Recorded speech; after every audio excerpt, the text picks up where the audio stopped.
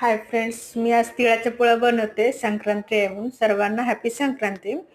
तर आज मी सकाळी लवकर उठून बाहेर रांगोळी टाकली आणि पोळ्या बनवायसाठी तयारी सुरू केलेली आहे.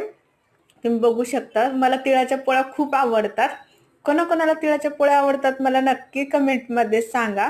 आणि तुम्ही मला सांगा, मी तेलंगणामध्ये राहते. इथं ना दूध उतू घालायचे वगैरे रांगोळी काढतात. मी तुम्हाला त्या रांगोळ्या पण दाखवेल.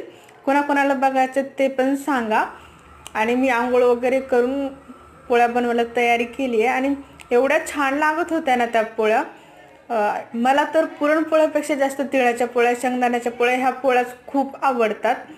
आणि तुम्ही मला माहीत आहे, मी नवीन रूममध्ये आले तेव्हापासून माझं किचन पण एवढं सुंदर आणि छान दिसते ना, मला खूप आवडलेलं आहे. तसं तुम्हाला पण खूप आवडले म्हणून तुम्ही पण छान मला सपोर्ट करता बघता.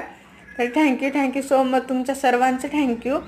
आणि आपण भेटू नंतर. मी रांगोळीचे व्हिडिओ दाखवेलच तुम्हाला, कारण आपल्या महाराष्ट्रामध्ये अशा रांगोळी काढत नाही सरासरी. तर खूप छान आणि खूप मोठमोठ्या दूध, दही, गाय वगैरे ह्याच्या रांगोळी काढतात.